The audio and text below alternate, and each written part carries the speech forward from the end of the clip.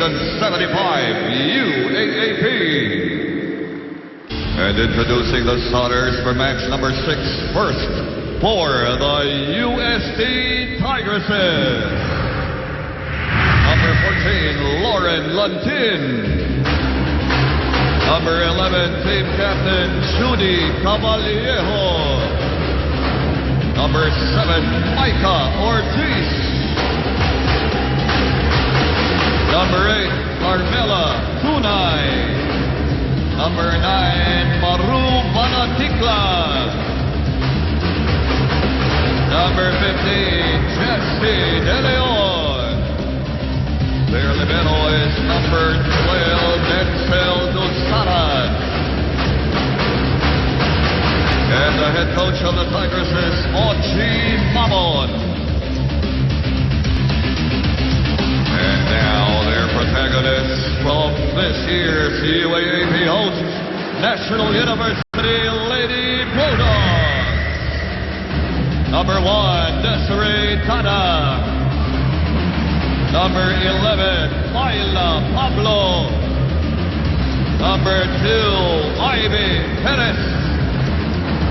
Number 60, Team Captain Vincent Santiago. Number 8, Kai Nepomuceno.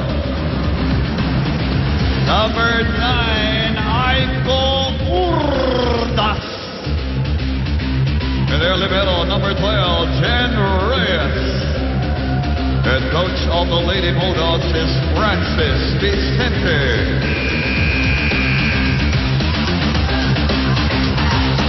As we've established in the last couple of years, Coach Francis Vicente, of course, traces his roots to UST too. While Santiago's having a little laugh with Mike Ortiz at the net. Of course, we, for those who don't know, also responsible. Sabi ko sa inyo, walang problema kung mablock ka. Kakaiwas mo lang kakaiwas. Wala nang threat, wala pang porsyento. Instant puntos ang kalaban. Girls, yung mga nasa likod naman, si Hisep, bigyan ng kumpiyansa si Ate Judy nyo. Paluin mo malakas, cover kami. Ayaw nyo tulungan yung kasama nyo eh. Para sa dumipensa dito, nasa zone 2 siya, paano pa rin silang open. Napatasin ng maganda, hindi mo take advantage.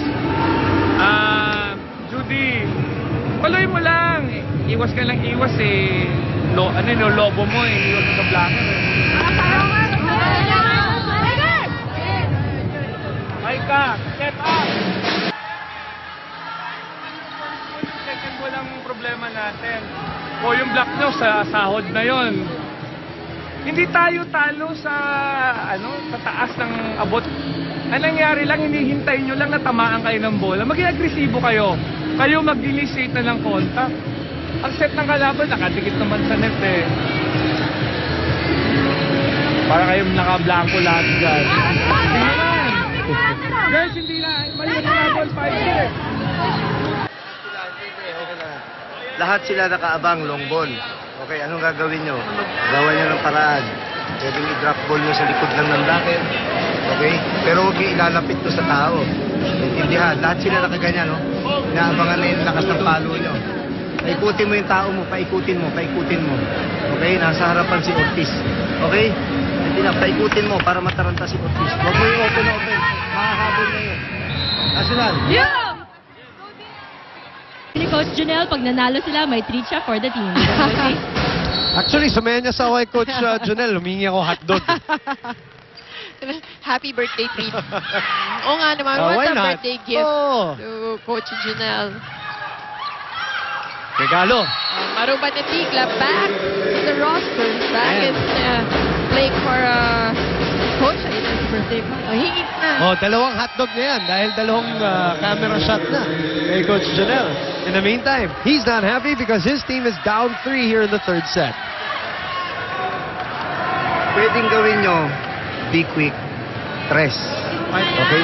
Be quick, tres. Huwag ka magpaparaning lang ganun dahil si Micah nandun. Okay? Be quick, tres, yung magkabilang dulo, maliit. Ayan, be quick, Tres. Sasabayan niya si Maika. Okay? Tapos sasabay yung dalawa. Huhulihin ka. Anong dapat mong gawin? Let's go.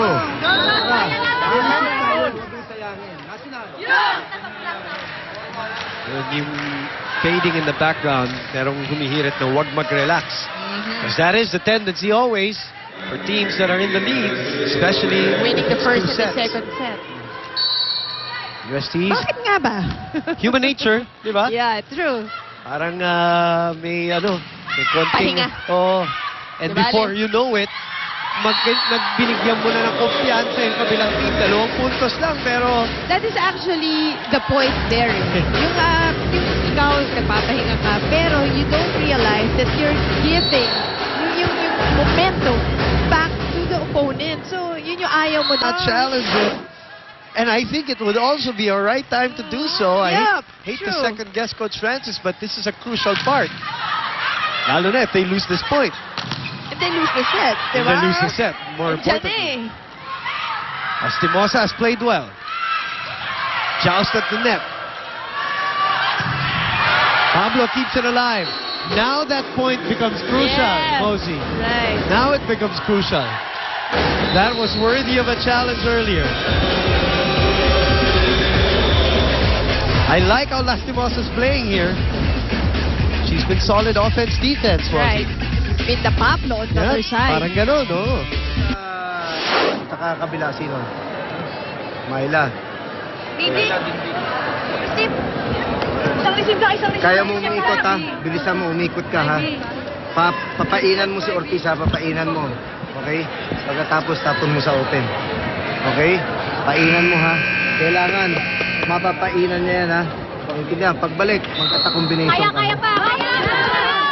National!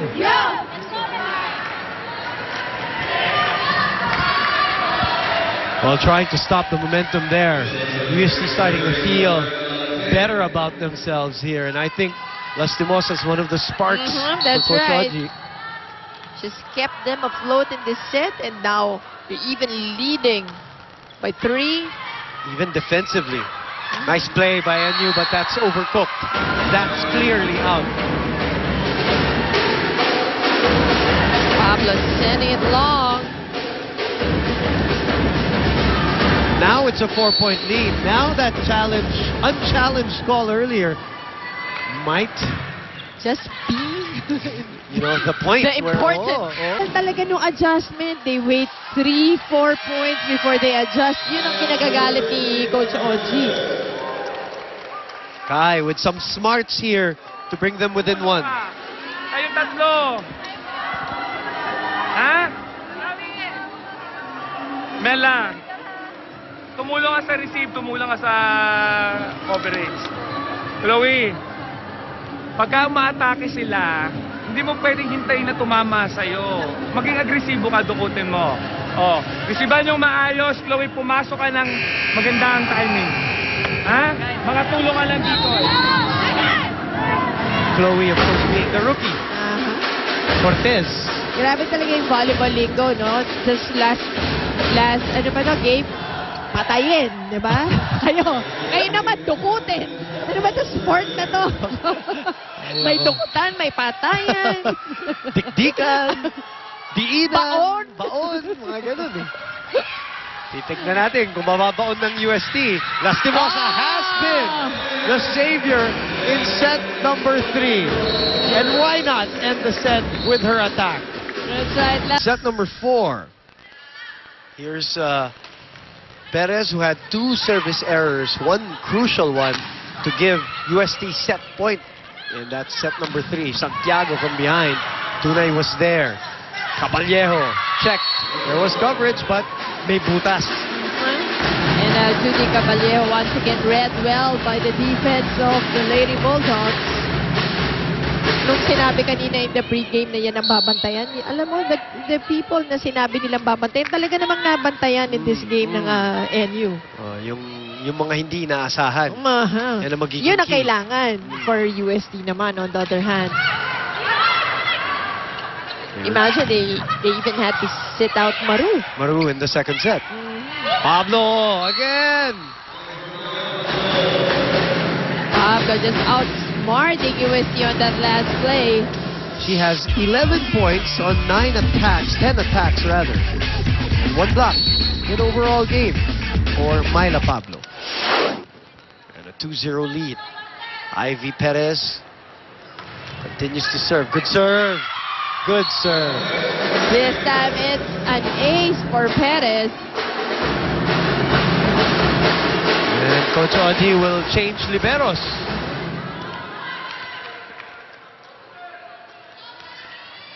And starts